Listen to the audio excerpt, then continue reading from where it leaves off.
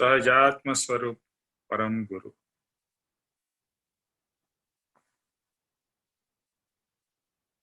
हम लोग क्षमापना कर रहे हैं, उसके ऊपर में विवेचन पूज्य पापा जी की पुस्तक से उसको नमन करके, उनको नमन करके, कृपाणु देव को नमन करके, सबका आशीर्वाद लेके आज का सत्संग स्टार्ट करते हैं। सहजात्म स्वरूप परम गुरु। वचन हम लोग कर रहे हैं, मेरे अपराधों का क्षय होकर मैं उन सब पापों से मुक्त हो, यह मेरी अभिलाषा है। पूर्वकृत पापों का मैं अब पश्चाताप करता हूं, पर मैं सुख बुद्धि करके उसको ग्रहण करने का और उसे मेरा मानने का अपराध किया है, वह अशुभ आश्रव है। आश्रव हमने प्रीवियसली सत्संगों में किया है। आश्रव यानी कि कर्म का आना, कर्म का बढ़ना।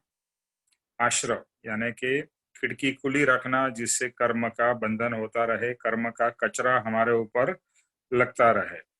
और यहाँ पर शब्द यूज किया है अशुभ आश्रव। अशुभ आश्रव यानी ये अशुभ कर्म का बंधन है। कर्म के बंधन भी दो तरीके के हो सकते हैं, एक पुण्य का कर्म बंधन और दूसरा पाप का। तो अशुभ का कर्म बंधन क्या है कि पर में सुख बुद्धि करके, यानी पर में ही सुख मानना और उसको ग्रहण करने का भाव रखना, और एक बार वो मिल जाए फिर उसे मेरा मानना, यह अपराध किया है। शब्द यूज किया है अपराध। जब भी हम पाप की बात करते हैं ना, जब भी नॉर्मल संसारिक भाषा में कहे तो कभी किसी को सजा होती है, जेल होती है, तो कभी होती है जब भी उसने कुछ पाप का कार्य, गलत काम किया हो, तो अपराध किया हो।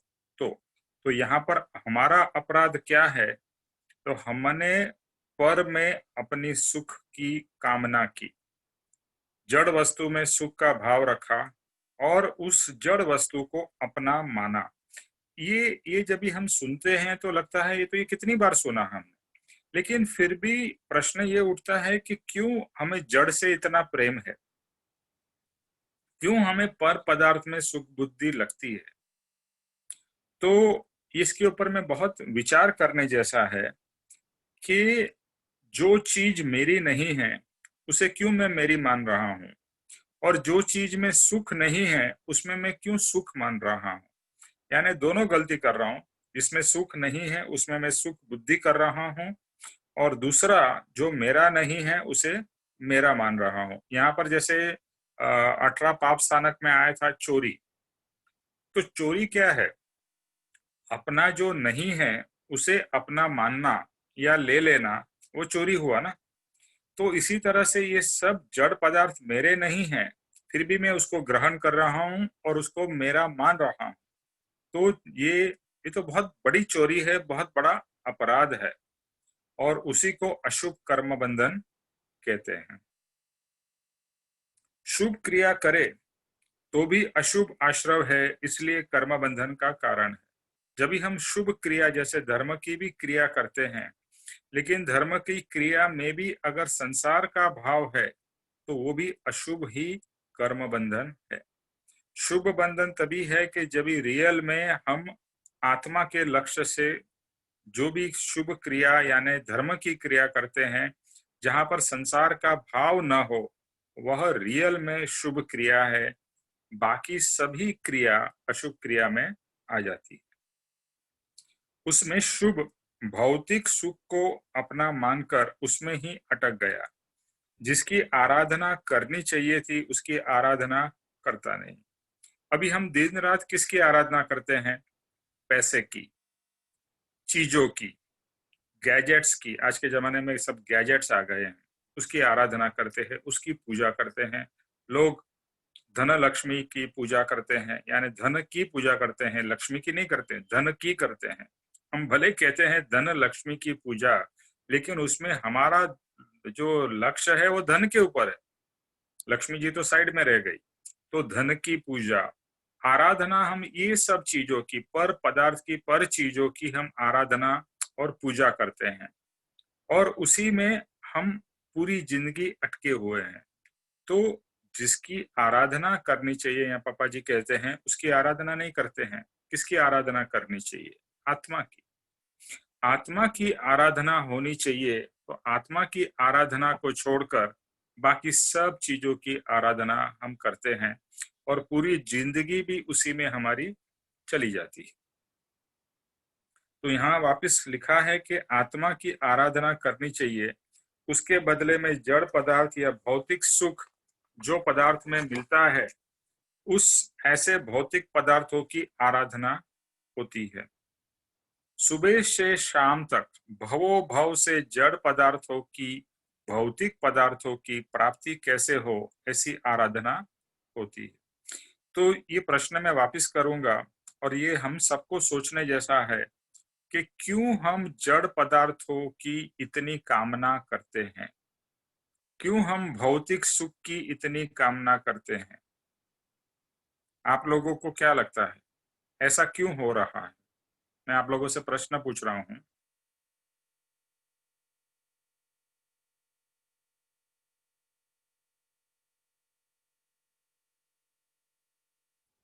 सुनाई दिया? शारीरिक सुख के लिए। शारीरिक सुख के लिए। ओके। हाँ, क्योंकि आत्मा को तो महसूस किया ही नहीं है, एंड व्हाट वी सी देह ही नजर आता है, तो उसी की सुख में लगे रहते हैं, चाहे वो भ्रांति हो। और छोटी छोटी चीजों में भी कहीं गुरु संत मिले नहीं, अपनी मान्यताएं, इतना विश्वास, किसी भरोसा नहीं करा किसी पे, किसी से सीख नहीं ली कि कैसे क्या करना है। एंड शरीर को कंफर्ट मिला तो उसी में ही सुख हो गए, शरीर को वेदना हुई तो उसी में ही फंस गए। I think that's it. Okay, और कोई?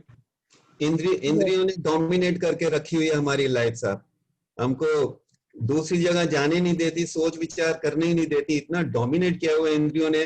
और उसी संसार के चक्कर में हम दूसरी तरफ ध्यान जाने का, और सदगुरु मिले नहीं, जैसे स्वीटी जी ने बिल्कुल सही कहा, सदगुरु मिले नहीं, उनपे श्रद्धा रखी नहीं, विश्वास किया नहीं, बस इसी तरीके से आए, पैदा हुए और मरा के चले गए। सतीश भाई, अगर गुरु मिले तो भी हम वहीं के वहीं धरे रह गए, तो भी इतना दृढ़ निश्चय नहीं हुआ जी। और लाइफ इतनी निकल गई कि अब टाइम भी कम बच गया, तो ये भी महसूस होता है। बट मोह माया से भी घिरे हुए हैं निमेश भाई हम, इसलिए भी।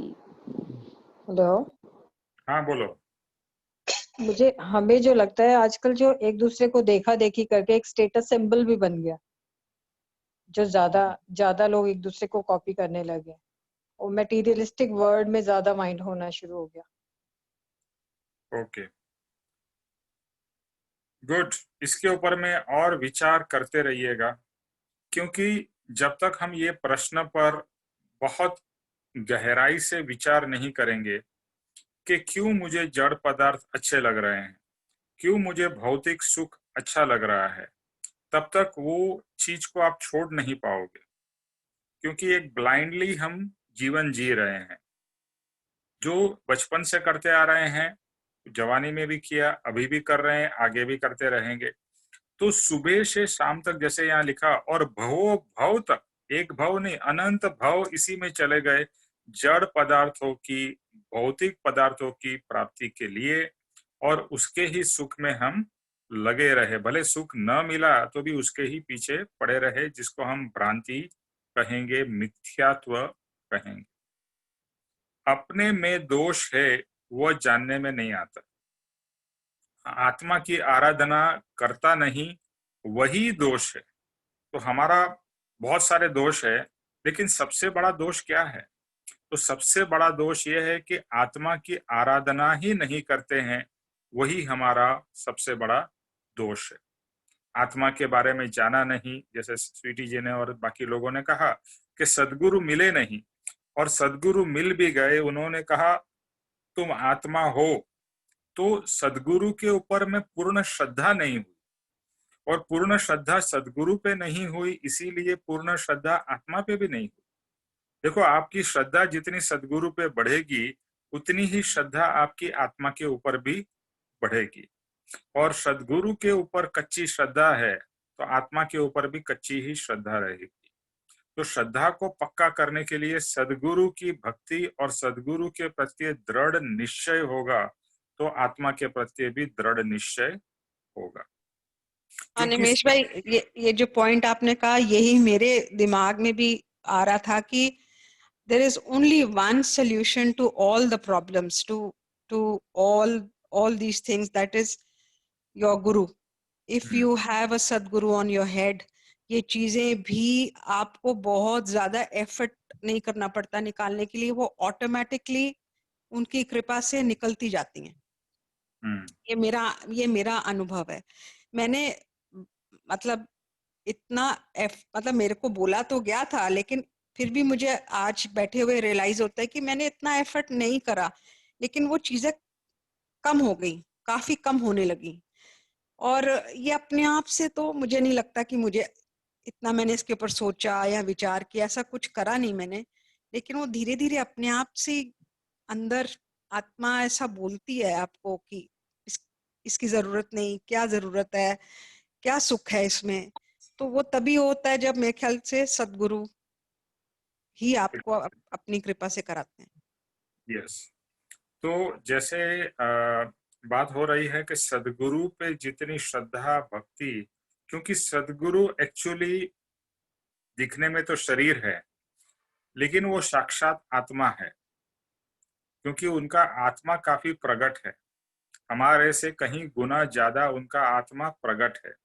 तो जब भी हम सदगुरु की भक्ति कर रहे हैं, उनके ऊपर दृढ़ विश्वास और श्रद्धा कर रहे हैं, तो हम रियल में आत्मा यानी उनके आत्मा के ऊपर श्रद्धा और विश्वास कर रहे हैं।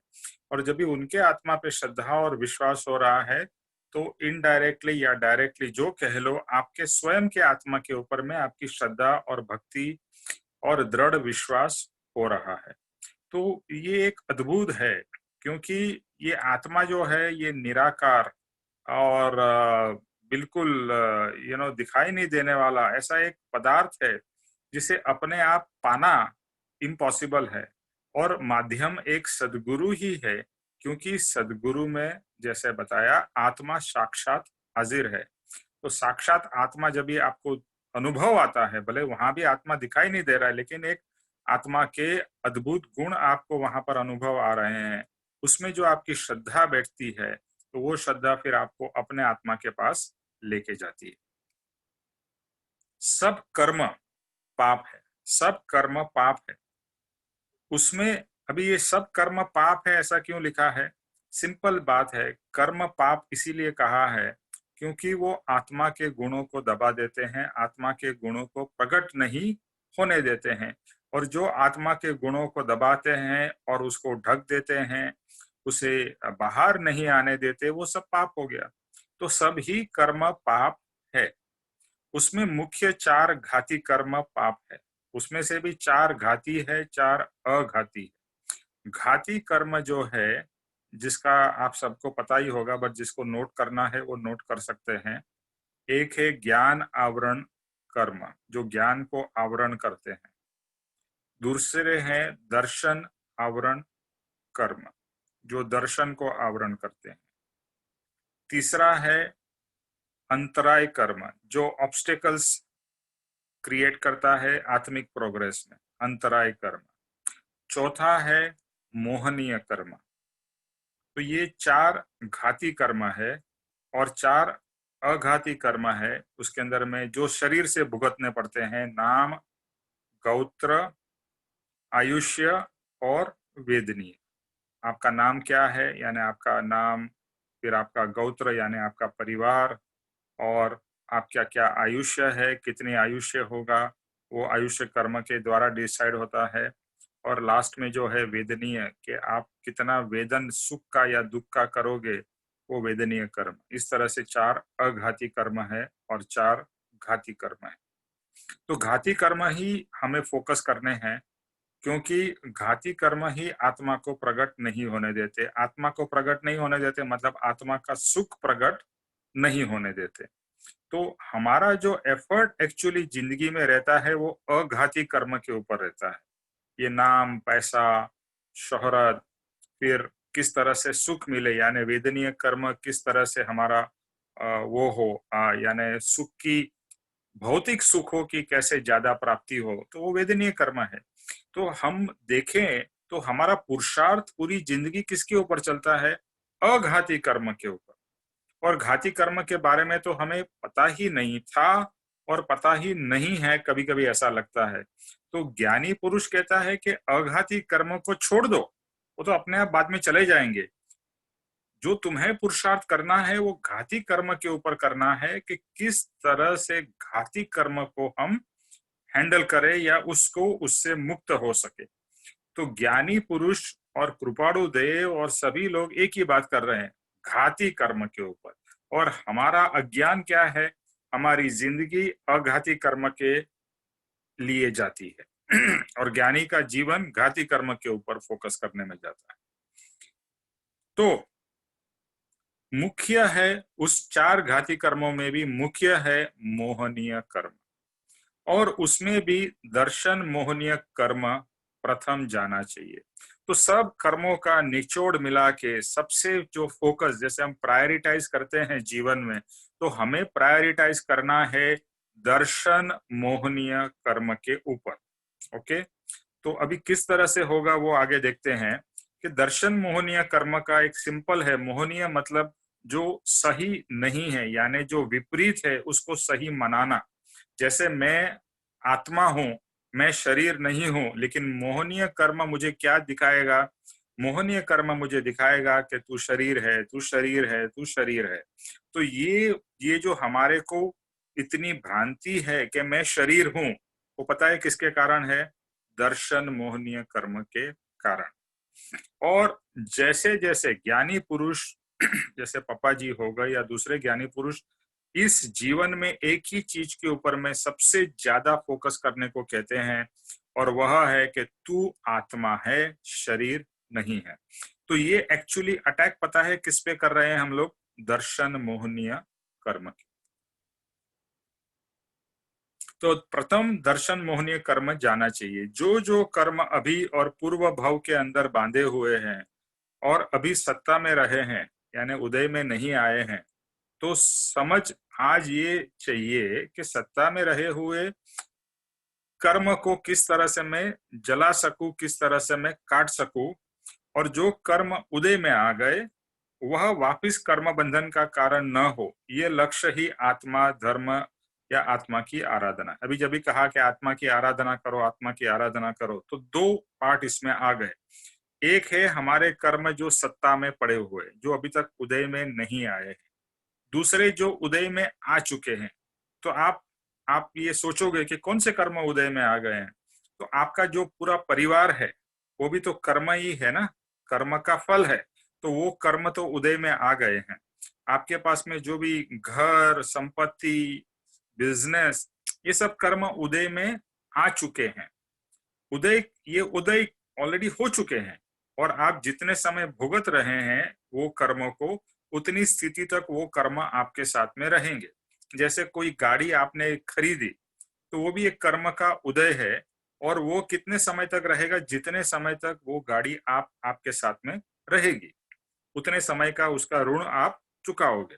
तो ये कर्म सब उदय में आ चुके हैं। यानी इफ यू सिंप्लीफाई, आज के दिन में मेरे पास में जो जो चीजें हैं वो सब मेरा कर्म का उदय हो चुका है। तो कर्म का जो उदय हो चुका है वह वापिस मुझे कर्म बंधन का कारण न हो, यह धर्म की या आत्मा की आराधना है। और अभी आज हम देखते हैं कि हमारे को सबसे ज्यादा कर्म बंधन का कारण क्या है? तो हमारे जो close near and dear ones है वही हमारे कर्म बंधन का कारण है। यानी जो कर्म उदय में आ चुके हैं, आपके पति, आपके बच्चे वगैरह वगैरह, ये उदय में आ चुके हैं। तो इनके कारण आप जो कर्म बांध रहे हो, और ज्ञानी क्या कहते हैं? कर्म नहीं बांध रहे, लेकिन हमारे अज्ञानवश ये कर्म हम वापिस बांधते ही जाते हैं। और दूसरा, जो उदय में अभी नहीं आए हैं, जो फ्यूचर में आएंगे, तो फ्यूचर में जो उदय में आएंगे वो कर्म को मैं बिना उदय में आए किस तरह से जला सकूं, यानी उसको भस्म कर सकूं, जैसे पहले करते थे ना ऋषि मुनि भस्म। तो मेरे ज्ञान से, मेरे पुरुषार्थ से किस तरह से मैं कर्म जो ऑलरेडी है मेरे और फ्यूचर में उदय में आएंगे उसको मैं किस तरह से जला सकूं। तो वो तो ज्ञान के द्वारा और पुरुषार्थ और सबसे इंपॉर्टेंट क्षमापना के द्वारा ही वो कर्म का आप श्रेय कर सकते हो, बिना वो कर्म उदय में आए हुए। तो इस तरह से ये पूरा समझना है, सत्तागत कर्म और उदय के आए हुए कर्म। उदय में आ गए हैं, अभी हमें बहुत ध्यान रखना है, कर्म उदय में आए हैं तो दो भाव चाहिए कि ये जो कर्म है उससे मुझे एक तो बंधन नहीं करना है, और जो लगाव है, अटैचमेंट किससे है, हमारा चीजों से ही तो अटैचमेंट है ना, यानी जो कर्म उदय में आ चुके हैं उससे हमारा अटैचमेंट है। तो वो अटैचमेंट ही तो कर्म बंधन का कारण है, वही राग द्वेष का कारण है। तो उससे मैं किस तरह से डिटैच्ड होके रह सकूं, और जो जो उनको लेना है या देना है वो लेन देन हो जाए और मैं उससे मुक्त हो जाऊं, ऐसे भाव होने चाहिए। जब भी आप समझ लीजिए कि कोई डील में फंस गए हैं और आपको उस डील से बाहर निकलना है, एंड यू डिसाइड कि चलो जो भी हो, नुकसान हो फायदा हो, लेकिन मुझे इस डील से बाहर निकलना है। तो एक स्मार्ट बिजनेसमैन क्या करेगा, फिर सिर्फ उसको पकड़ के नहीं बैठा रहेगा, वो सोचेगा चलो अभी ये डील क्लोज करनी है, जिसमें मुझे और नुकसान होगा, उससे पहले ये डील को मैं खत्म करके उसमें से बाहर निकलूं। तो निकलने के लिए फिर वो टेम्पररी नुकसान भी हो तो वो सहन करके उसमें से बाहर निकल जाएगा, क्योंकि वो जानता है कि लॉन्ग टर्म ये मेरे लिए ज्यादा नुकसानकारी। तो इसी तरह से ये संसार है, ये मेरे लिए लॉन्ग टर्म ज्यादा नुकसानकारी है, और ये सब मेरे को कर्म बंधन के कारण है। तो मैं जितना हो सके उतना जल्दी इससे मुक्त हो, और मुक्त नहीं भी हूं तो मुक्त होना है वह मेरे भाव चलते रहे कि ये सब बंधन के कारण है और बंधन से मुझे मुक्त होना है। तो ये हमने पढ़ लिया। दूसरा, दुखदायक सब कर्म से यानी के पाप से सर्वथा मुक्त हो, वही मेरी अभिलाषा है। ये जो वचन है ना, यहाँ पर क्या लिखा है मालूम है, मेरे अपराधा को क्षय होकर मैं उन सब पापों से मुक्त हूं। यहाँ पर पाप को डिफाइन किया पापा जी ने। पहले क्या डिफाइन किया, जो भी कर्म बंधन करते हैं, यानी सब ही कर्म पाप के कर्म है, सभी कर्म पाप के कर्म है, एक्सेप्ट जो कर्म मुझे पुरुषार्थ में आगे लेके जा रहे हैं, यानी पुण्यानुबंधी पुण्य जो है, उसको छोड़ के बाकी सब जो मेरे कर्म है वो पाप के कर्म है, क्योंकि आत्मा का हानि कर रहे हैं। तो यहाँ जहाँ लिखा है कि पाप से मैं मुक्त हूं, तो सभी कर्म से मैं मुक्त हूं, इनडायरेक्टली या इन्वर्टेड कॉमास में वो आ जाता है। दुखदायक सब कर्म से यानी पाप से सर्वथा मुक्त हो, वही मेरी अभिलाषा है। इच्छा क्या है, देखो आज तक मेरी इच्छा संसार की इच्छा थी, अभिलाषा क्या थी, पैसा मिले, ये मिले, बिजनेस मिले, बिजनेस बड़ा हो, संपत्ति बड़ी हो, एक्सेट्रा एक्सेट्रा, वही हमारे जीवन की अभिलाषा रहती थी। अभी ज्ञानी या शिष्य की जो मुमुक्षु है उसकी क्या अभिलाषा है, जो कृपाणु देव ने आत्मसिद्धि में लिखा है, मात्र मोक्ष अभिलाष। यही बात यहाँ कही है कि मैं सब पाप से सर्वथा मुक्त हूँ। सब पाप क्या, यानी दूसरा नाम है कर्म। सब कर्म से मैं किस तरह से और कितनी जल्दी मुक्त हो, यह मेरी अभिलाषा है। तो ये अभिलाषा है ना, मात्र मोक्ष अभिलाष या मुक्ति की अभिलाषा, ये जितनी हमारे अंदर में स्ट्रांग होती जाएगी ना, जितनी मुक्ति की या मोक्ष की अभिलाषा होती जाएगी बलवान, उतना फोर्स से हमारा पुरुषार्थ चलेगा। और मुक्ति की इतनी स्ट्रांग अभिलाषा नहीं होगी तो पुरुषार्थ भी मंद मंद चलेगा। कर्म का जो दोष है वह पाप है, और पाप से मुक्त हो तो जीव निर्दोष हो जाता है। कर्म क्या है, वो पाप है, और कर्म से मुक्ति यानी दोष से मुक्ति हो गई।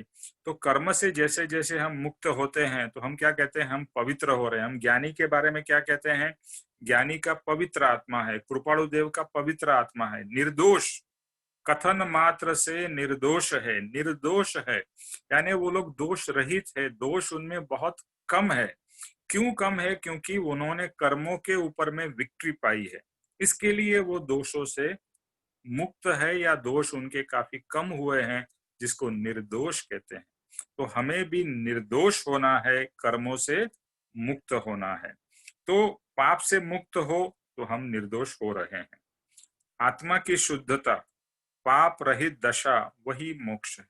क्या कहा है? आत्मा की शुद्धता और पाप रहित दशा वही मोक्ष है, यानी पूर्ण पवित्र हो जाना, शुद्ध आत्म स्वरूप में आ जाना, वही पवित्र आत्मा का दर्शन है, वही मोक्ष है। बस वही मुझे पाना है। मुझे तो बार बार एक ही भाव होता है कि मुझे शुद्ध होना है, मुझे बुद्ध होना है। शुद्ध बुद्ध चैतन्य घन स्वयं ज्योति सुखदाम, बीजू कहिए केटलू कर विचार तो पाऊं। कि मैं शुद्ध हूं, मैं एक्चुअल में रियल में शुद्ध ही हूं, मैं बुद्ध ही हूं, मैं स्वयं ज्योति ज्ञान स्वरूप हूं। मुझे कोई आके ज्योति प्रगटानी नहीं, कहने के लिए हम कहते हैं कि ज्ञानी हमारी ज्योत प्रगटाएंगे, ज्योत से ज्योत जलाएंगे, लेकिन ज्योत तो मेरे अंदर में जल रही है, सिर्फ ज्योत ढकी हुई है। और ज्ञानी वो जो आवरण है, उस आवरण को मुक्त करते हैं, क्योंकि ज्ञान कोई प्रकट नहीं करना है, ज्ञान ऑलरेडी अंदर प्रकट है। सिर्फ जो आवरण है, उस आवरण को ज्ञानी पुरुष हम हमारे द्वारा ही वो आवरण हटाते हैं। तो स्वयं ज्योति सुख धाम, स्वयं ज्योति है, सुख का धाम है, ऐसा मेरा आत्मा है।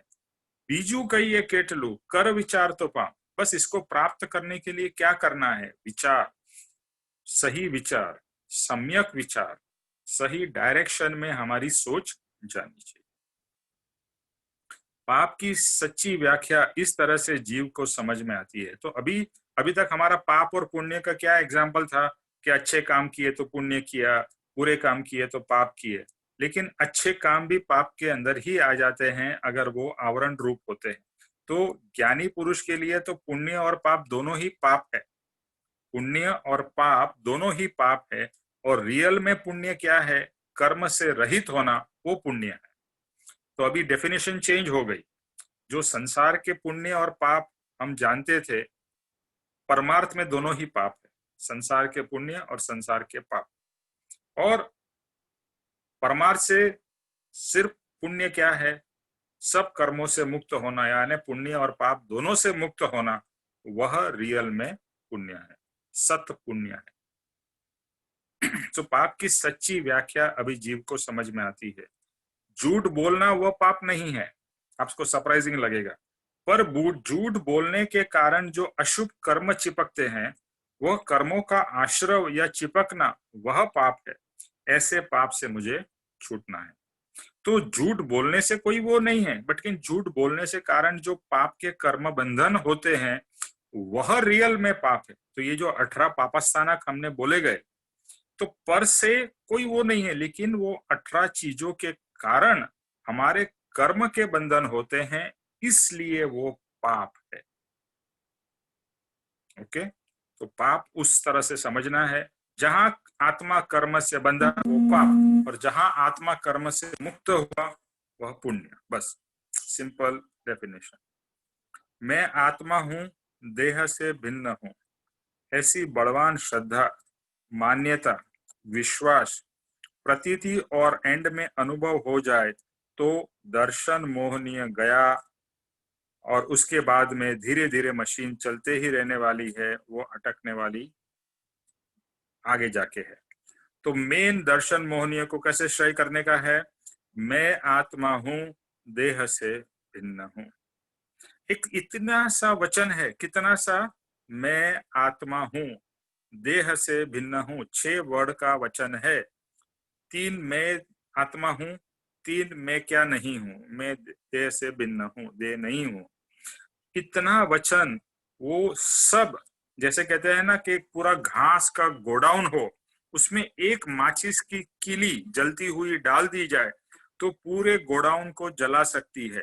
इसी तरह से एक ये वचन, एकदम सिंपल वचन लेकिन मंत्र रूप, मैं आत्मा हूं, देह नहीं हूं, देह से भिन्न हूं, ये एक वचन, और इतना वचन रियली स्ट्रांगली हो, कैसे हो?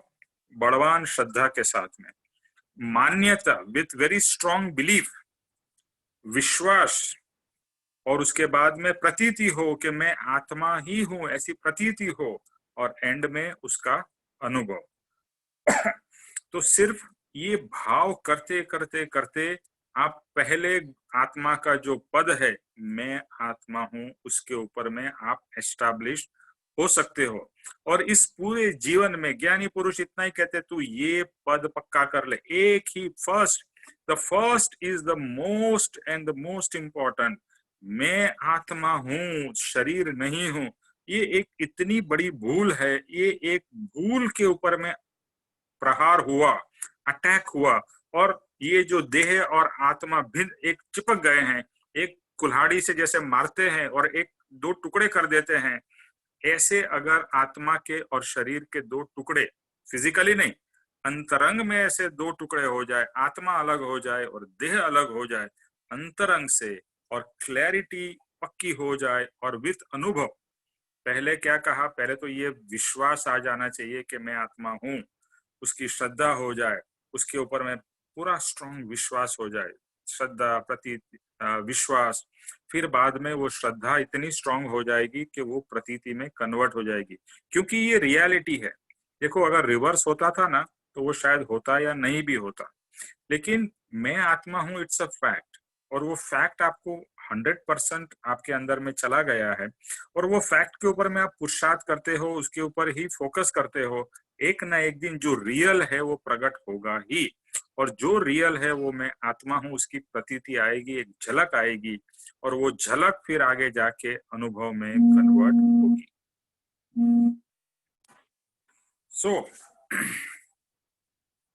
तो ये प्रोसेस से दर्शन मोहनीय का श्रेय होगा, यानी आत्मा का अनुभव हो गया, जिसको हम कहेंगे समकित हुआ, यानी दर्शन मोहनीय का श्रेय हुआ।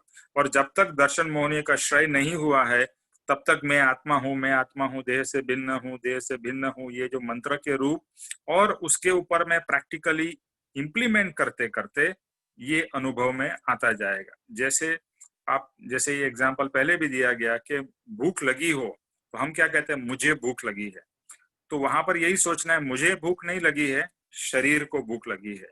हम कहते हैं मैं थक गया, मैं नहीं थक गया, ये शरीर थक गया है, आत्मा तो थकेगा ही नहीं, आत्मा तो 24 घंटा एक्टिव है। फिर हम कहते हैं मुझे नींद आ रही है, मुझे नींद नहीं आ रही है, किसको नींद आ रही है? शरीर को। तो जो जो शरीर की क्रिया है उसको अपनी क्रिया से अलग करते रहना है, और आत्मा की तो क्रिया एक ही है, देखना और जानना, देखना और जानना, वो तो कंटिन्यूअस करता ही रहता है। तो जो भी हो रहा है वो शरीर का पार्ट को अलग ऑलवेज करते जाओ। जैसे पहले के जमाने में मालूम है ना, गेहूं होते थे और कंकड़ होते थे, तो गेहूं और कंकड़ हम अलग करते जाते थे। इस तरह से आत्मा को और ये कंकड़ यानी शरीर को अलग करते जाओ, एवरी मोमेंट करते जाओ। ये पुरुषार्थ कंटिन्यूअस चलता रहेगा, तो आत्मा का स्ट्रेंथ आता जाएगा, आत्मा का बलवान भाव होगा, और वह दर्शन मोहनीय का श्रेय होगा।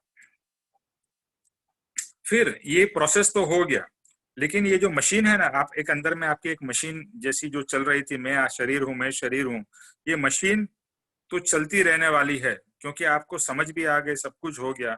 जैसे आपने फैन ऑफ किया, तो फैन का स्विच ऑफ किया कि तुरंत फैन रुक जाता है?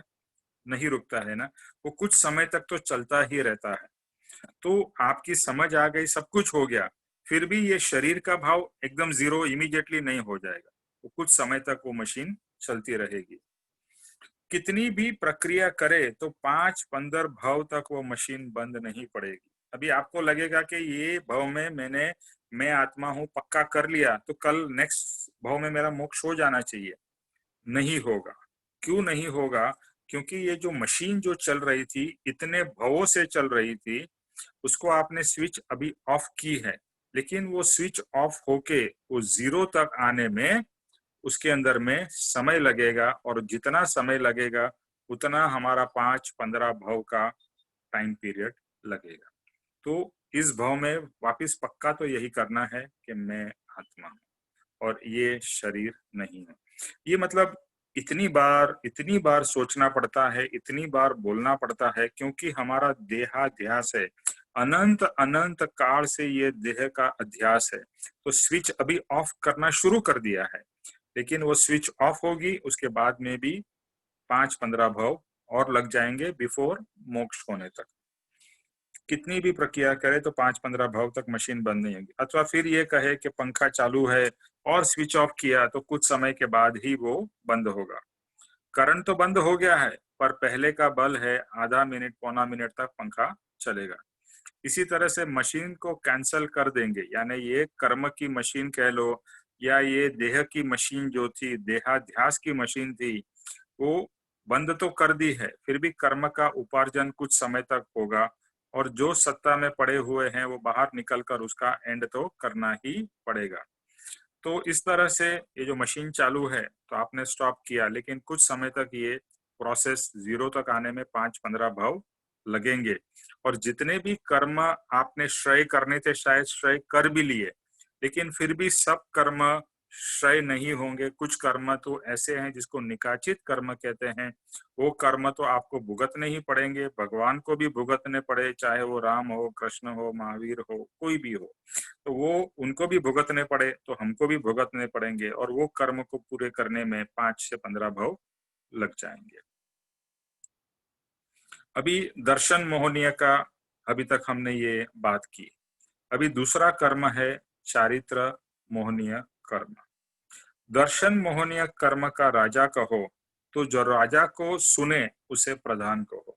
जैसे राजा होता है और प्रधान होता है, तो राजा की चलती है, और जो जैसे राजा कहता है वैसा प्रधान करता है, या उसको फॉलो करता है, या उसको इम्प्लीमेंट करता है।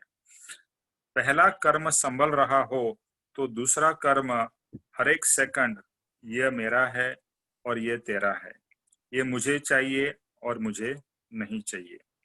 तो पहला था मैं शरीर हूं, उसको आपने अभी मैं आत्मा हूं, वो पहला श्रेय हमने शुरू किया, यानी दर्शन मोहनीय का श्रेय शुरू किया। अभी दूसरा है चारित्र मोहनीय। चारित्र मोहनीय क्या कराएगा आपको? ये मेरा है, ये मेरा है, ये तेरा है। आपका म्यूट कर दो महेंद्र भाई माइक।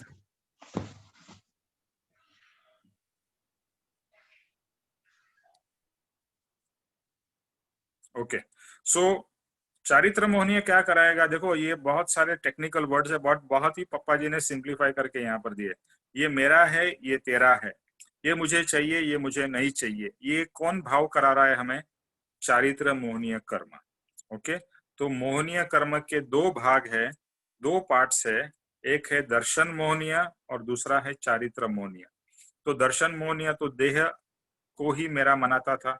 चारित्र मोहनीय हमको क्या कराता है कि जो पर चीज है वो चाहिए, ये मेरा है और मुझे चाहिए, और ये तेरा है, यानी ये अच्छा नहीं है, तू लेके जा, और मुझे ये चाहिए और नहीं चाहिए। ये भाव जो निरंतर हमारे अंदर चलते रहते हैं, ये चारित्र मोहनियों के कारण होते हैं। तो राग और द्वेष जो भाव होते हैं, वह हर एक भाव चारित्र मोहनीय कर्म है। ये जो राग और द्वेष हमारे अंदर चलता है, वो क्यों चलता है? चारित्र मोहनीय के कारण। राग क्या है? ये मेरा है तो मुझे चाहिए, और जो मेरा अच्छा नहीं है या मुझे पसंद नहीं है और मेरा नहीं है वो मुझे नहीं चाहिए। हम वही करते हैं ना, मेरा है मुझे चाहिए, और जो अच्छा नहीं है वो मुझसे दूर चला जाए। यानी राग और द्वेष, जो पसंद है वो लोग मेरे साथ रहे, जो पसंद नहीं है वो मेरे से दूर चले जाए, या मैं उनसे दूर चला जाऊं। तो राग और द्वेष जो हो रहे हैं, राग और द्वेष का दूसरा नाम है चारित्र मोहनीय कर्म। तो ये टेक्निकल शब्द बहुत सारे बार आप सुनोगे, तो बहुत ही सिंप्लीफाई कर दिया। दर्शन मोहनीय मैं आत्मा हूँ, मैं शरीर हूँ, आत्मा नहीं हूँ, ये दर्शन मोहनीय है, और उसका पुरुषार्थ है मैं आत्मा हूँ, शरीर नहीं है।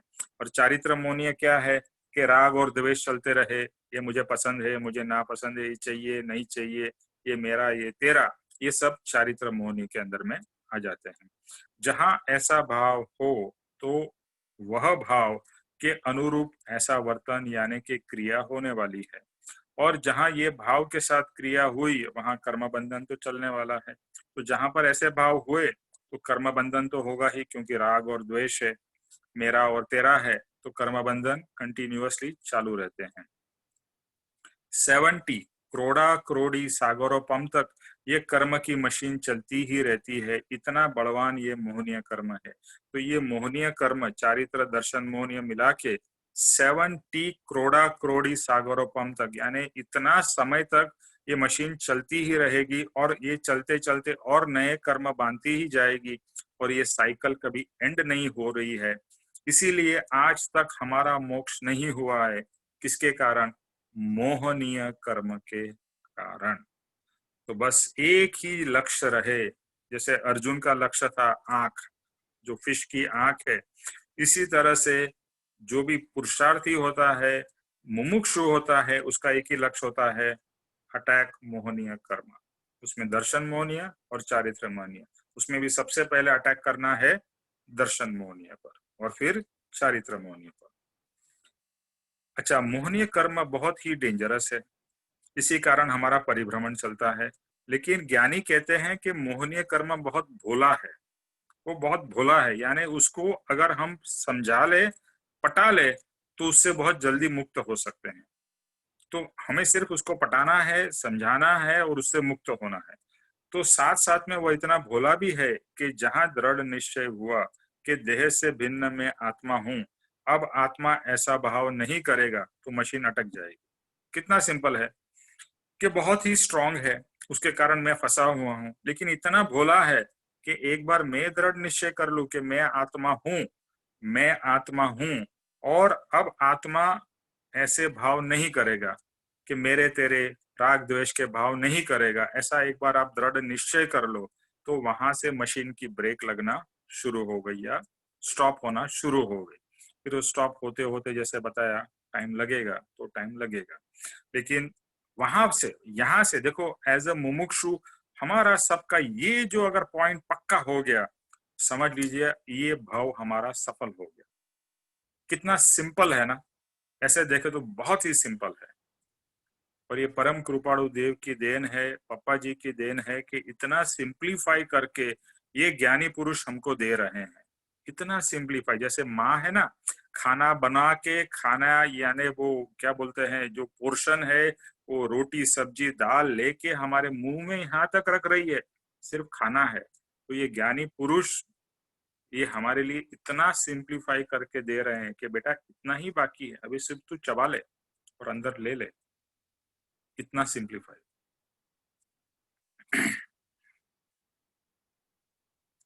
तो कर्म बांधकर और सत की समझ न होने से अनंत अनंत काल तक जीव का यह संसार रहा है। पर जहां यथार्थ समझ लेता है तो ज्यादा से ज्यादा 15 भव, वह तो रेयर अपवाद है। साधारण तरीके से 5 से 7 भव के अंदर जीव का मोक्ष हो जाता है, वह नियम है। भले 15 भव कहे जाते हैं, लेकिन अगर सही पुरुषार्थ और कंटिन्यूअस पुरुषार्थ चलता रहेगा तो 5 से 7 भव में हमारा मोक्ष हो सकता है, ऐसा ज्ञानी पुरुष कहते हैं। तो हमारे ऊपर है, पहले तो हमें 15 भव के ब्रैकेट में आना है। ओके, जब तक आप 15 भव के ब्रैकेट में नहीं आए तब तक तो आप इसमें हो ही नहीं, ये गेम में के अंदर ही नहीं हो। अभी गेम के अंदर पार्टिसिपेट करने के लिए मैं आत्मा हूँ, सतपुरुष का शरण मिल गया, सतपुरुष का मार्गदर्शन मिल गया, और मैं आत्मा हूँ पक्का हो गया, means now you are selected to play in the game. और गेम खेलते खेलते आपका 5 से 15 भव के अंदर आप कितना खेलते हो और कितना समय में इसको पूरा करते हो, वो आपके ऊपर है। एक्चुअली महावीर भगवान को 15 भव लगे थे, लेकिन बाकी तीर्थंकरों का देखा जाए तो उन्होंने 15 भव तक पुरुषार्थ की करने की जरूरत नहीं पड़ी थी। उससे कम भव में भी उनका मोक्ष हो चुका था। तो ऐसा सूक्ष्म बोध, ये कितना कैसा बोध है? सूक्ष्म, एकदम सूक्ष्म बोध है सिंपल लेकिन है सूक्ष्म। ऐसा सूक्ष्म बोध परम कृपाणु देव के द्वारा हमें मिला है। तो ऐसा लगता है कि हम कितने धन्य हो गए। ये मोक्ष का कठिन मार्ग उन्होंने एकदम सरल कर दिया है हमारे लिए, और बिल्कुल कठिन नहीं है, और लगता है एकदम सिंपल है। इतना सिंपल है, it is difficult to believe it is so simple. ये हमारी तकलीफ है, ये हमारे बुद्धि की तकलीफ है। बुद्धि मानेगा ही नहीं, अरे इतना थोड़ी सिंपल होता है, इतना सिंपल हो ही नहीं सकता है। ये बुद्धि भ्रमित, ये हमको फिर से गम में घुमाती है। बस हमें इस उल्टे सीधे चक्करों में नहीं पड़ना है। सर्व पाप से मैं मुक्त हो, यह मेरी अभिलाषा है। तो ये है ना, ये सब कृपाणु देव के एक एक वचन मंत्र स्वरान है। सब पाप से मैं मुक्त हो, यही मेरी अभिलाषा है। सब कर्म से मुक्त हो, यही मेरी अभिलाषा है। सबसे मुझे मुक्त होना है, इस सब से, ये पूरे संसार से, सब चीजों से, everything. I just want to be free from everything. बस ये मुक्ति के भाव निरंतर अंदर से चलते रहे, बस मुक्ति के भाव ही कंटिन्यूअस हमारे अंदर रहे। सब पाप से मुक्त हो, यह मेरी अभिलाषा है। ऐसी माला भी दिन में 2 से 3 बार थोड़े महीने तक करे तो ये भाव की बलवानता से आत्मसात हो जाता है। और एक बार अगर ये भाव आत्मसात हो जाए तो फिर याद नहीं करना पड़ता है और अपने आप ये क्रिया चलती रहती है। ये जो है ना, एक बार आप सबकॉन्शियस में डाल दो। मंत्र स्मरण क्या है पता है? मंत्र स्मरण एक प्रोसेस है जिसमें हमारी जो हम करना चाहते हैं उसको सबकॉन्शियस में डाल दिया जाए। जब भी आप कोई भी मंत्र रोज रोज रोज करते ही जाते हो तो फिर वो सबकॉन्शियस में चला जाता है। और यही जो भाव है, क्या? सर्व पाप से मैं मुक्त हो, यह मेरी अभिलाषा है। ये मेरी अभिलाषा है कि मैं सब पाप से मुक्त हूँ, यानी सब कर्म से मैं मुक्त हूँ, यही मेरी अभिलाषा है। और ये भाव जो है ये सूक्ष्मता से अंदर में चला जाए और आत्मसात हो जाए तो वो फिर अपने आप उसका प्रोसेस चलता रहेगा। और जहां भी कर्म बंधन के कारण दिखाई देगा तो वहां पर अपने आप को ये ब्रेक लगाएगा कि ये कर्म बंधन का जगह आ गई है, संभाल के चलो। जैसे आप हाईवे पे जाते हो तो वहां पर कहीं कहीं पर लिखा होता है कि शार्प टर्न या एक्सीडेंट प्रोन एरिया एक्सेट्रा। तो हमारा आत्मा ही हमें गाइडेंस देगा, वेट वॉच आउट, यहाँ पर कर्म बंधन कारण ज्यादा है तो सावचेत रखो, ध्यान रखो, इस तरह से। और अपने आप ही ये क्रिया चलती रहती है। पुनः पुनः पाप न हो, वह पश्चाताप है। वह तो 2 तरह से कार्य करता है। तो अभी पश्चाताप, अभी कर्म से अगर मुझे मुक्त होना है, कौन से कर्म से? कि जो मेरे सत्ता में पड़े हुए कर्म है उससे मुझे मुक्त होना है, तो उसका एक ही उपाय है, वो है पश्चाताप। पश्चाताप वह सरल अमोघ साधन है। भूल हुई हो और माफी मांगे तो अपना हित हो, दूसरे को भी असर होती है। यानी जो भी हमारी भूल, अभी ऐसा लग रहा है कि हमारी भूल तो बहुत सारी है, राइट? इतने सारे कर्म बांधे हैं, ये सब किया है, ये सब आत्मा को भूल गया हूँ, आत्मा की आराधना नहीं की है, मतलब ये लिस्ट तो बहुत लंबी है। तो ये सब कर्मों को याद कर करके, ये गलतियों को याद कर करके और भूल की माफी मांगे तो अपना ही हित होगा। जैसे ये जो है ना क्षमापना, ये इतना पावरफुल है कि बार बार जैसे जैसे हमें याद आए कि मैंने अपने आत्मा को भूल गया, वो तो भूल ही गया हूँ, कितने बार भूल गया हूँ, तो बस उसकी क्षमापना चलती रहे कि मैं आत्मा को न भूलूं और मैं जितना बार भूला हूँ उसकी मैं क्षमा मांग रहा हूँ, उसकी मैं माफी मांग रहा हूँ। तो उससे अपना ही हित होगा और उससे दूसरे को भी असर होगी। देखो, आप रियल में क्षमा भाव में रहोगे ना तो उससे आपको असर तो होगी ही होगी, उसकी असर सामने वाले पे भी पड़ेगी। जब भी आप सामने वाले को सॉरी बोलोगे तो वो भी सरप्राइज हो जाएगा कि क्या हो गया आज, कैसे सॉरी बोल रहा है। या सॉरी न भी उसको बोलो, लेकिन अंदर से इफ यू फील सॉरी और अंदर से क्षमा के भाव आपके रहे तो वो सामने वाले को टच होगा ही और रियल में होगा। ये मैं अपना अनुभव कहता हूँ और आई एम श्योर जिन्होंने भी क्षमा और पश्चाताप किया है उसका अनुभव दूसरे के ऊपर न हो पॉसिबल नहीं है, यानी होगा ही। पश्चाताप रूप अग्नि में तप कर मानव चित्त शुद्ध होता है, जागृत होता है। ये वर्ड क्या है मालूम है? पश्चाताप, पश्चा यानी होने के बाद में, पश्चाताप यानी कुछ हो गया उसके बाद में पश्चाताप हो रहा है। ताप यानी अग्नि। तो इस पश्चाताप रूपी अग्नि में तप कर मानव का चित्त शुद्ध होता है और उसकी जागृति होती है।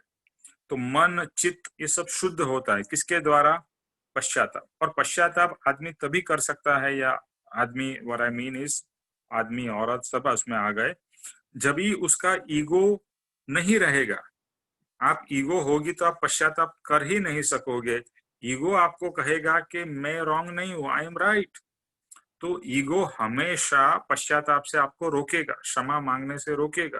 पर अगर आप पश्चाताप कर रहे हो, क्षमा मांग रहे हो, तो मतलब आपका ईगो भी डाउन हुआ, या ईगो का गार्ड डाउन किया, तो ही पश्चाताप मांग सकते हो ना। तो दोनों फायदे हो रहे हैं। आप एक तो ईगो से भी मुक्त हो रहे हो और पश्चाताप से अपने आप को पवित्र कर रहे हो। तो ये अग्नि है, जैसे अग्नि में सब चीज भस्म हो जाती है ना, पश्चाताप अग्नि में हमारे कर्म भस्म हो जाते हैं। गलत रास्ते से वापस फिर से सन्मार्ग पर आए तो कुछ गहरा विचार करें। अभी ये जो गलत मार्ग पे चल रहे थे, अभी हम सही मार्ग पे चलने लगे हैं और हमारी सही समझ और सही विचार चालू हो गए। कर विचार तो पाम। बार बार जो भी हमारे जीवन में अभी होता है ना, उसका विचार आता है, ऐसा क्यों हुआ? आपको आता ही होगा कि कुछ भी जीवन में होता है तो एक प्रश्न खड़ा होता है, ऐसा क्यों हुआ, या ऐसा मैंने क्यों किया। अगर ये प्रश्न और ये थिंकिंग हमारी हो रही है तो इट मेक्स अस, जैसे मैंने स्टार्टिंग में पूछा कि क्यों पर पदार्थ में हमको इतना अच्छा लगता है। सो ये हमें सोचना है कि पर पदार्थ हमें क्यों अच्छा लग रहा है। देखो, एक सिंपली आंसर दे दिया, मोह के कारण, माया के कारण, that is a general answer. उससे बहुत और डीप में जाना है और डीप में जाके उससे मुक्ति पानी है, वहां तक जाना है। प्रसन्न चंद्र महर्षि ने क्रोध से, प्रसन्न चंद्र मुनि का एक दृष्टांत है, ये जैन शास्त्र का स्टोरी है। तो प्रसन्न चंद्र मुनि वो राजा थे और उनको भाव होता है और वो दीक्षा ले लेते हैं, और उनका बेटा छोटा रहता है। तो वो अपने मंत्री को कहते हैं कि तू ये राजपाट संभाल जब तक मेरा बेटा बड़ा ना हो जाए, और बेटा बड़ा हो जाएगा उसके बाद में उसको राज सौंप देना। और उसको प्रसन्न चंद्र मुनि को, ये जहां तक मुझे या ध्यान में है यही स्टोरी है, और फिर वो मुनि वेश धारण करके और अपनी साधना में लग जाते हैं, एकदम ध्यान में रहते हैं। और वहां से कुछ समय के बाद में वो जो मंत्री होता है या उसके फ्रेंड या उसके सलाहकार के साथ में वो चलता हुआ आता है, उसको ये मुनि दिखाई नहीं देते हैं। वो तो ध्यान में एक कॉर्नर में बैठे होते हैं और वो बात कर रहा रहता है कि ये जो राजा का बेटा है उसको हम लोग मार डालेंगे और पूरा राज हड़प लेंगे अभी और फ्यूचर के लिए। ये प्रसन्न चंद्र मुनि सुन लेता है। सुनता है तो वो जितना गहरे ध्यान में था, उसको इतना गुस्सा आता है कि मैंने इसके ऊपर इतना भरोसा किया, और वो सोचता है कि अभी इसकी मैं गर्दन उड़ा दूं। तो वो जैसे ही हाथ वो जैसे तलवार लेने के लिए निकलता है, तो तुरंत उसकी जो चोटी या उसका जो बिना बाल का सर है वो उसको टच होता है, और वो रियलाइज करता है कि अरे मैं तो मुनि हूं और मैं इतना क्रोध कर रहा हूं, मैं वध के बारे में सोच रहा हूं, हिंसा के बारे में सोच रहा हूं, और वो तुरंत ही क्षमापना में चले जाते हैं। अभी ये क्षमापना में, इतने गहरे क्षमापना में चले जाते हैं, उनको इतना खेद होता है कि मेरे ऐसे विभाव हो गए, मेरा ऐसा भाव हो गया, वध का भाव हो गया, हिंसा का भाव हो गया, और वहां पर भी इतना मुनि होते हुए भी मुझे मेरा बेटा, मेरा राज्य, ऐसा सब लगने लगा। तो वो पश्चाताप करते हैं और वो पश्चाताप करते हैं। तो ये दो दृष्टांत है। उस समय भगवान महावीर को कोई पूछता है कि प्रसन्न चंद्र मुनि जो इतने ध्यान में बैठे हैं, वो अगर अभी इनकी मृत्यु या उनका देह छूट गया तो वो कौन सी गति में जाएंगे? तो महावीर भगवान कहते हैं वो 5वीं नरक में जाएंगे। तो लोग सरप्राइज हो जाते हैं कि ये मुनि जो इतना ध्यान कर रहा है, इतनी तपस्या बाह्य से कर रहा है, वो नरक में जाएगा। और कुछ समय के बाद में जब ये मुनि पश्चाताप में, रियल में पश्चाताप में जाता है, और इतना उसको खेद होता है अपने ही भाव के ऊपर, और वो जब क्षमा में चला जाता है, तो भगवान को पूछते हैं कि अभी, तो बोलते हैं कि यही अगर इस भाव में रहा तो इसका केवल ज्ञान हो जाएगा। तो हमारे भाव के हिसाब से हमारी कर्म बंधन और हमारी फ्यूचर गति डिसाइड होती है। ये तो एक दृष्टांत है कि एक ही व्यक्ति के एक्सट्रीम जब भी नेगेटिव भाव हो जाते हैं तो वो नरक गति के कर्म बांधता है, उसको नरक गति मिलेगी। और वही व्यक्ति अगर उसका पश्चाताप करता है और खूब रियल में पश्चाताप, जैसे बोला ना, पश्चाताप की अग्नि है, उसमें कर्म भस्मीभूत हो जाते हैं और वो केवल ज्ञान और मोक्ष की प्राप्ति कर लेता है। तो यहाँ पर ये दृष्टांत से ये समझना है कि जो भाव है, न राज मेरा है, न बेटा मेरा है, न ये मेरा है, जब ये आपने सब छोड़ दिया तो छोड़ दिया है। ओके, तो वहां पर भाव कितने डेंजरस और बेनिफिशियल हो सकते हैं, इससे हमको समझ में आता है। तो इसमें हमें क्या सीख लेनी है कि हमारे भी तो काफी बार बहुत नेगेटिव और एक्सट्रीम भाव हो जाते हैं। तो वो एक्सट्रीम भाव, जो नेगेटिव भाव हो गए, वो नरक के कारण है। नरक के कारण नहीं है तो यह बहुत दुख के कारण है। उसका पश्चाताप चलेगा और जैसे हमको रियलाइज होगा, जैसे प्रसन्न चंद्र मुनि को रियलाइज हुआ तो तुरंत भाव पलट गए। ऐसा ही हमें जब भी रियलाइज होगा तो हम क्षमापना में और पश्चाताप में चले जाएंगे कि मुझसे ऐसे भाव क्यों हो गए, मुझसे ऐसा क्यों हो गया, और ये अंदर में जो खेद चलता रहे, बलवान क्षमापना और पश्चाताप चले। यही रीत है पाप से मुक्त होने की। तो पाप से मुक्त होने का एक ही मार्ग है, क्षमापना मांगने का हेतु ऐसा पश्चाताप से ही पाप से मुक्ति हो सकती है। एक है सही समझ और दूसरी जहां गलती हो रही है उसका पश्चाताप। इस भव में और इससे पहले के असंख्यात और अनंत भवों के अंदर अज्ञानवश यानी कि मोक्ष के सच्चा मार्ग क्या है उसकी समझ नहीं होने से मिथ्यात्व से ग्रहे हुए भ्रांति वाले भूल वाले थे। तो अभी और इसके पहले के कितने ही भवों में अज्ञानवश मोक्ष के सच्चे मार्ग की समझ नहीं थी और हम कर्म के ऊपर और कर्म के ऊपर और कर्म, यानी कर्म के लेयर्स के ऊपर मिथ्यात्व और भ्रांति से कर्म बांधते ही रहे और गलत रास्ते पे चलते ही रहे और इसीलिए हमारा आज तक मोक्ष नहीं हुआ है। मुख्य ऐसी जो भूल कहे दर्शन मोहनीय, वह भूल के साथ असंख्यात भव से धर्म हम करते आए हैं तो भी मूलभूत जो भूल है वह चालू ही रही है। अभी इतने भवों से हम धर्म भी करते रहे हैं, फिर भी हमारे कर्म कम नहीं हुए हैं, यानी वॉश आउट नहीं हुए हैं। क्योंकि जो मूलभूत भूल है, मैं आत्मा हूँ, मैं देह हूँ, ये भूल हमारी चली आ रही। तो धर्म भी हमने देह के लिए किया, जो भी किया, पूजा पाठ किए, शरीर अच्छा हो, मेरा परिवार अच्छा हो, मेरा संसार अच्छा हो, यानी जो बेसिक भूल मैं आत्मा हूँ वह नहीं पता था। और वो नहीं पता था तो मुझे तो जो दिखाई दिया, मुझे मेरा शरीर दिखाई दिया तो मैंने तो शरीर को अपना मान लिया और जो कुछ भी किया, यानी धर्म, पूजा पाठ, दान, तप, जो भी किया सिर्फ और सिर्फ शरीर के लिए किया। तो वो भूल चली ही आ रही है और वह भूल चालू रहने से कैसे भी शुभ कार्य किए धर्म के नाम पर तो भी वो कर्म बंधन के कारण हुए। आपने देह को लक्ष्य में रखकर जो भी पूजा पाठ धर्म भी किया, एक तरीके से दूसरे चीज से तो अच्छा है, बट फिर भी वो कर्म बंधन का कारण तो हुआ ही है। जीव जब धर्म करता है वह आत्मा से वह क्रिया होनी चाहिए, ऐसे नहीं होती है और देह ते मैं हूं ऐसी समझ के साथ में धर्म की जितनी भी क्रिया हो वह सब आश्रव है। आश्रव मतलब कर्म बंधन का कारण है। सबसे बड़ी भूल है वही भूल समझनी है और सबसे बड़ा जो पाप है वो आश्रव है। यानी सबसे बड़ी भूल क्या कि मैं शरीर हूं और सबसे बड़ा पाप क्या, यानी आश्रव यानी कर्म का बंधन होते रहना, वह सबसे बड़ा पाप है। जो पदार्थ जैसे हैं वैसे देखे और जाने तो कषाय कम होने वाले हैं।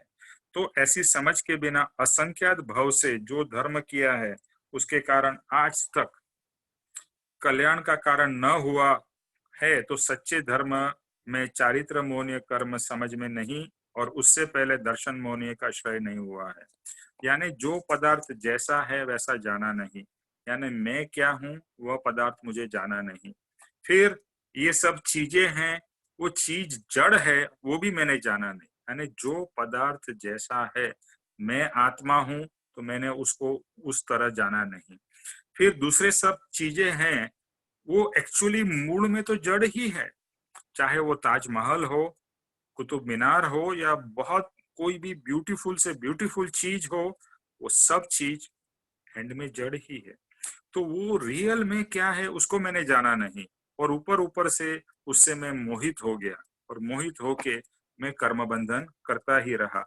यानी चारित्र मोहनिया और उससे पहले दर्शन मोहनिया, उसके कारण कर्म बंधन चालू रहे। तो अनंत भाव से जो हो गया हो वह अब पश्चाताप होना चाहिए। अभी जो हो गया सो हो गया। Can you go back to past? Can you go back to your past 1 life, 5 life, 10 life? नहीं, वो तो हो गया है। अभी एक ही मार्ग बचा है, वो है क्षमापना, और दूसरा उसके साथ में क्षमापना के साथ में बड़वान पश्चाताप, वो क्षमापना का ही पाठ है। इसके लिए यहाँ पर क्या कहा है? सर्व पाप से मैं मुक्त हूं, यही मेरी अभिलाषा है। मेरे अपराधों का क्षय होकर अब मैं उन सब पाप से मुक्त हूं, यही मेरी अभिलाषा है। और पूर्वकृत पापों का मैं अब पश्चाताप करता हूँ। पूर्वकृत जो पूर्व में हुए हैं जितने भी पाप, सभी पाप हुए हैं ऐसे देखे तो सबका मैं पश्चाताप करता हूँ। मैं पश्चाताप, और अंदर से खेद चलता ही रहे कि अब तक मेरी आंख क्यों नहीं खुली। अभी तो आंख खुल गई है, तो मैं बस निरंतर निरंतर पश्चाताप से सब कर्मों को काटता जाऊं, उसको पश्चाताप की अग्नि में जलाता जाऊं। पूर्व कर्म से मुक्त होने से कर्म की निर्जरा होती है। अनेक भवों से जो कुछ कर्म है वह सत्ता में रहे हैं। अभी इतने ही भवों के कर्म सत्ता में है। और कर्म का नियम क्या है मालूम है? कि एक के बाद एक कर्म उदय में आते हैं। एक कर्म उदय में आया, फिर दूसरा, फिर तीसरा, फिर ऐसे करके लाइन से एक के बाद उदय में आते हैं।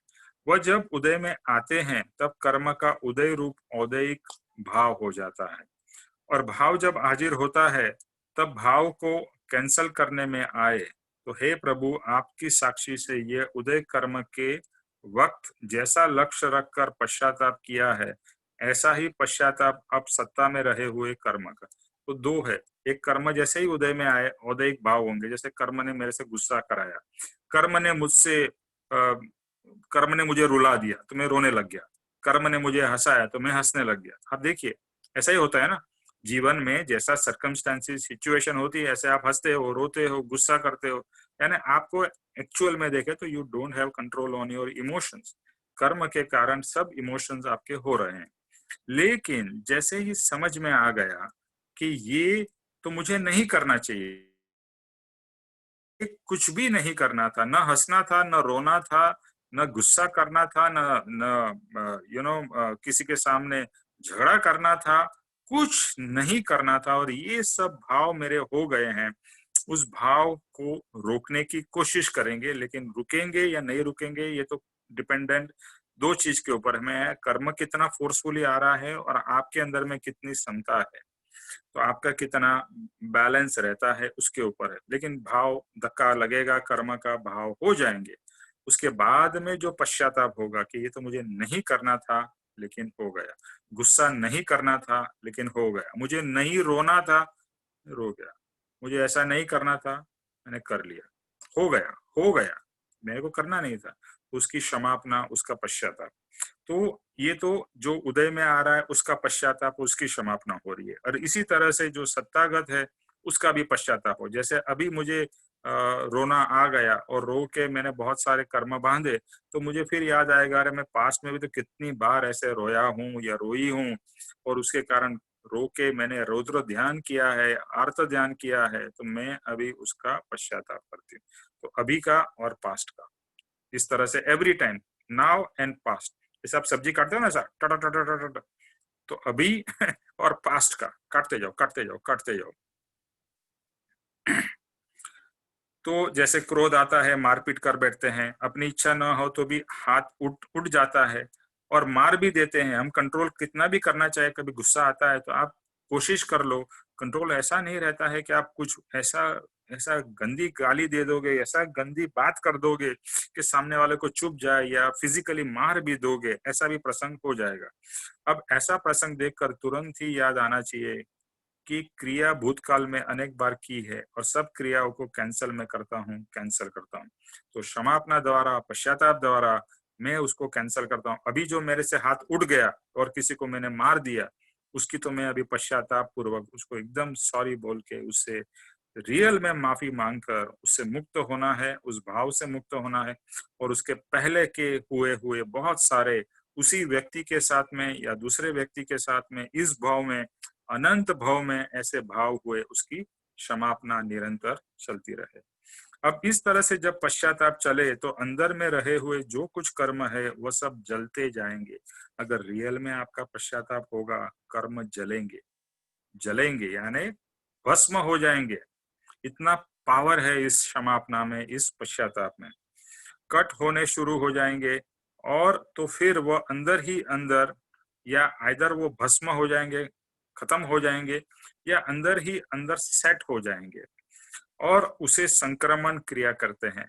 संक्रमण के बारे में पास्ट में भी स्टार्टिंग में क्षमापना में आया था। संक्रमण मतलब हमारे भाव जब भी परिवर्तित होते हैं तो भाव परिवर्तन होने से कर्म भी अपने आप सेट हो जाते हैं। तो हो भी सकता है अशुभ कर्म शुभ कर्म में भी परिवर्तित हो जाए, एंड वाइस वर्सा भी हो सकता है। अगर आपके भाव नेगेटिव चल रहे हैं ना तो शुभ कर्म भी आपके अशुभ हो जाएंगे, इतना ध्यान रखिए।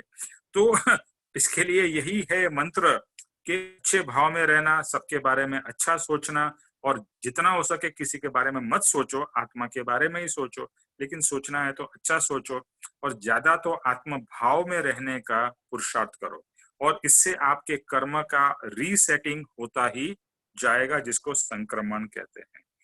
पश्चाताप जब करते हैं तो उसका अर्थ वही है कि अत्यंत अत्यंत बलवान भावों से शुरुआत में के जो पहले जो कोई भाव किए हैं वो भावों को कैंसल, यानी पश्चाताप is cancellation, erasing, whatever you want to call it. अब जब कर्म बांधे हैं आज से 100 साल या 1000 साल पहले, उससे भी पहले तिर्यंच भाव में, मनुष्य भाव की गति के अंदर, तब भाव करके ही तो कर्म बांधे हैं। कोई गाढ़े गांठ लगा के तो कर्म नहीं बांधे। जब हम कहते हैं ना कर्म की गांठ बन गई है, तो क्या आपने क्या फिजिकली कुछ कर्म बांधे, कुछ कर्म उठाए और बांधे? क्या ऐसा तो नहीं है ना। भाव से कर्म बंधन हुआ, पुराना कर्म हो। देखो आज आपको जो कर्म उदय में आ रहा है वो आज 100 साल पहले का भी हो सकता है, 1000 साल पहले, 10,000 साल पहले का भी कर्म आज उदय में आ रहा है। आपको तो पता ही नहीं है कभी का कर्म उदय में आ रहा है, लेकिन जो भी उदय में आ रहा है वो पास्ट का है, उतना तो पता चलता है। और वो बांधा कैसे है हमने? भाव से। तो भाव से बांधा है तो वो रिलीज भी किससे होगा? भाव से। जो फिजिकली बांधा है तो उसको फिजिकली खोल सकते हैं, लेकिन जो भाव से बांधा है उसको खोलने का एक ही तरीका है, भाव से। ओके, भाव से बांधा, भाव से खोलो। मुझे ये चाहिए, मुझे ये नहीं चाहिए, ये हो तो अच्छा, वगैरह वगैरह, यानी कि तीव्र और ऐसे कषाय से कर्म बांधे। ये हर समय ये है ना, हमारे अंदर में टिकटॉक चलता रहता है, ये चाहिए नहीं चाहिए, ये हो तो अच्छा, ये ना हो तो अच्छा, ऐसा हो तो अच्छा, वैसा ना। ये जो टिकटॉक चलता रहता है ना, उसको हमें स्टॉप करना है, ये टिकटॉक को। ओके, जो भी है शांत शांत शांत, जो है बस इट इज फाइन। मेरा तो काम है देखना और जानना, अच्छा बुरा वो सब मुझे, मेरा काम नहीं है। जो है सिर्फ देखो और जानो। ऑब्वियसली बोलने के लिए मैं भी बोल रहा हूँ, लेकिन आई नो जैसे कर्म आते हैं हम भी बह जाते हैं, फिर टिकटॉक शुरू हो जाता है अपना। लेकिन जितना भी अलर्टनेस रहेगा, अवेयरनेस रहेगा, अपने आप को समता में रखने का भाव करेंगे। तो ये सब भाव से हम मुक्त होंगे। तो कर्म बंधन जिस तरीके से भाव करके कर्म बांधे हैं, तो फिर वो कर्म बाहर हो अंदर हो जहां भी हो, वो कर्म के सामने बलवान पश्चाताप रूप भाव हो, तो कर्म क्यों नहीं जलेंगे? जलेंगे ही। ये वैज्ञानिक प्रक्रिया है, प्रिंसिपल है। कर्म बांधे हैं भाव से और पश्चाताप के भाव से वो कर्म जलेंगे। तो क्यों नहीं जलेंगे? यहाँ पापा जी प्रश्न पूछ रहे हैं, क्यों नहीं जलेंगे? अगर आपको राइट प्रोसीजर मालूम है तो कर्म जलेंगे, कर्म भस्म होंगे, कर्म खत्म होंगे। जो उदय में है या जो पास्ट में किए हैं, जो सत्ता में पड़े हुए हैं, इतना पश्चाताप का, इतना क्षमापना का बड़ है। पश्चाताप वह अभ्यंतर तप का प्रथम सोपान है। अभ्यंतर तप जो कहे जाते हैं उसमें से प्रथम है पश्चाताप। तो तप से क्या, और एक्चुअली जैन उसमें कहा गया है तप वह निर्जरा का कारण, निर्जरा मतलब कर्म की निर्जरा। लेकिन ज्यादातर क्या हो गया, सब लोगों ने तप को समझा शरीर से तप करना, यानी शरीर से भूखे रहे, उपवास किया, ये खाया वो नहीं खाया, ये किया वो किया, यानी फिजिकली बहुत कुछ किया, बहुत कुछ तप किया, लेकिन वो शरीर से किया और शरीर भाव से किया, तो वो रियल में निर्जरा नहीं हुई। कृपाणु देव ने बहुत अच्छा एक वचन लिखा है, जिससे कर्म की निर्जरा हो वही तप है। वचन ऐसा है कि तप से निर्जरा है। कृपाणु देव ने उसको अलग तरीके से समझाया, क्योंकि लोग शरीर का तप करने लगे। तप भाव से करना है, अंतरंग से करना है, उसको भूलकर शरीर से तप करने बैठ गए। इसके लिए कृपाणु देव ने हमें समझाया कि जिससे कर्म की निर्जरा हो रही है वह क्या है, वह तप है। तप का मतलब कर्म की निर्जरा, कर्म को जलाना, कर्म को भस्म करना। तो बस वही पश्चाताप।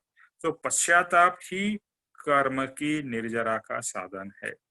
तो उससे जीव का मान भाव, अहम भाव, सब भाव जाएंगे। और अगर शरीर से आपने तप किया है ना, तो उल्टा आपका मान भाव बढ़ेगा। अरे मैंने इतने उपवास कर लिए, मैं इतने दिन तक भूखा रहा, मैंने इतने दिन तक पानी नहीं पिया, मैंने इतने दिन तक ये नहीं किया वो नहीं किया। और जब भी हम शारीरिक तप करेंगे ना, तो हम लोग हमेशा दिखाने की कोशिश करेंगे कि कोई मुझे देखे, कोई मुझे अप्रिशिएट करे। तो वहां तो मान भाव आ गया, वहां अहम भाव आ गया। तो अंतरंग तप में तो किसी को दिखाना ही नहीं है, अपने आप ही सब अंदर में जो है वो जल रहा है, भस्म हो रहा है। तो रियल में तप तो यह है कि मान भाव जाए। उल्टा आज के दिन में क्या हो रहा है, तप करके लोग मान बढ़ा रहे हैं। हमें तो मान से मुक्त होना है, अभिमान से तो बिल्कुल दूर रहना है। तो ये सब जो प्रोसेस है, इससे ये अपना यहाँ का आज का ये एंड होता है। वचन, मेरे अपराधों का क्षय होकर अब मैं उन सब पापों से मुक्त हूँ, यह मेरी अभिलाषा है। पूर्वकृत पापों का मैं अब पश्चाताप करता हूँ। तो यहाँ पर किसी को प्रश्न है जो आज जो भी हमने सत्संग में विवेचन में लिया है? I hope it is clear to everybody. फिर भी प्रश्न हो या कुछ ऐड करना चाहते हो तो प्लीज कम फॉरवर्ड।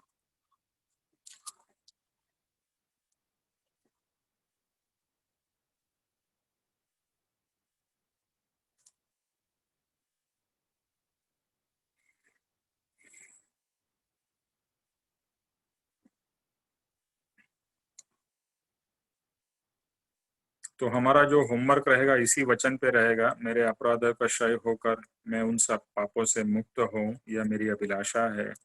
पूर्वकृत पापों का मैं अब पश्चाताप करता हूँ। तो ये होमवर्क तो है ही, लेकिन I would say this is a life long homework कि रियल में पश्चाताप करते ही रहना और सब पापों से मुक्त होना, यही हमारा जीवन का लक्ष्य हो जाए। कि बस जितना हो सके मैं सबको भस्म, यानी पूर्व की गलतियों को भस्म करता जाऊं, पूर्व के कर्म को भस्म करता जाऊं और मुक्त होता जाऊं, पवित्र होता जाऊं।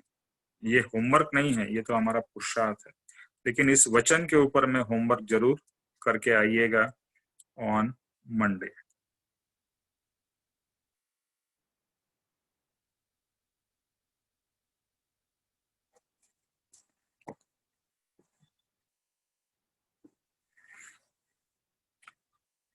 Okay, so if there are no questions, हम लोग जय स्वरूप करेंगे। रीटा जी आपको। हाँ जी निमेश भाई, हाँ जी। जय स्वरूप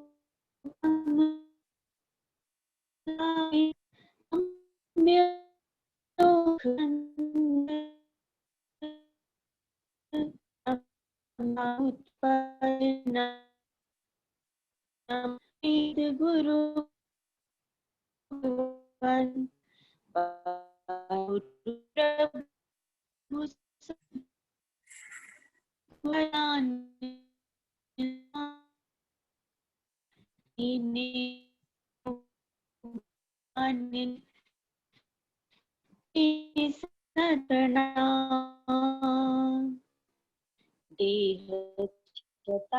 जयी दशा वर्ते अतीत तेरी नाचरण हो अग्नि।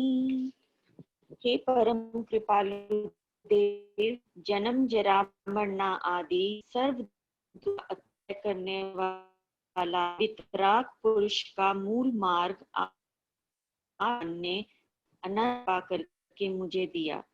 उस अनंत का प्रत्युपकार करने में मैं सदा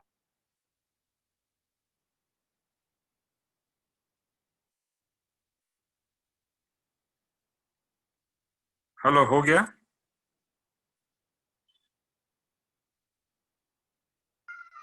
रीटा जी,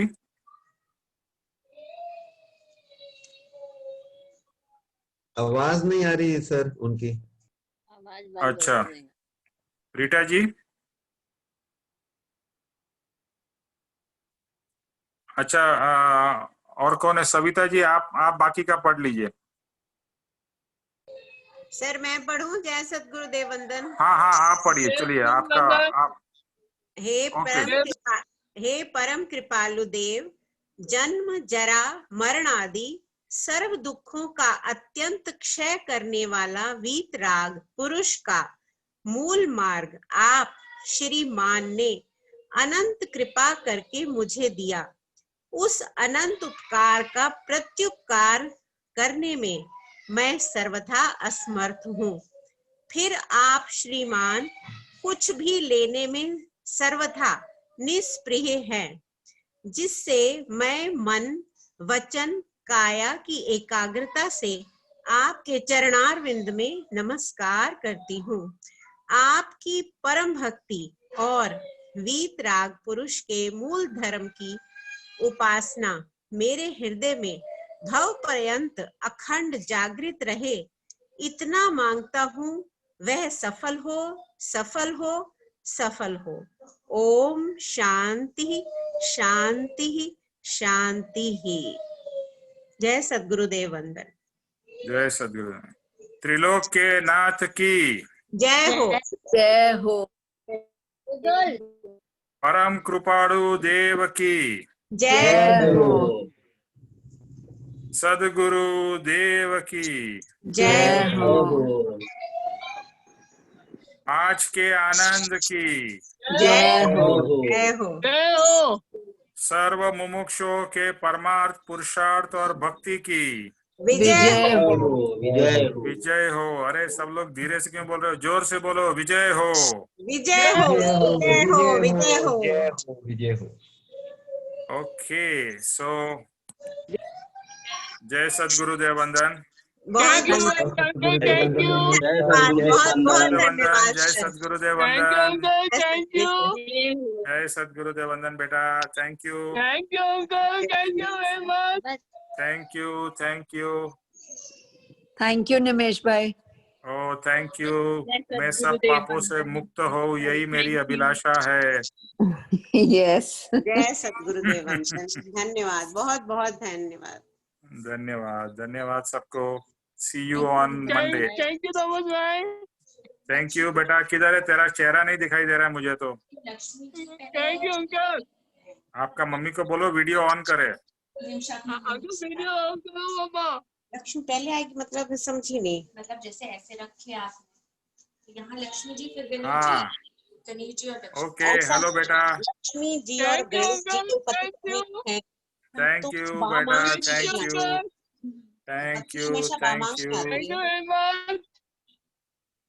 सबका कल्याण हो, सबका कल्याण हो। वो शुक्र कर देता हूँ अंकल, क्या मत कर दो।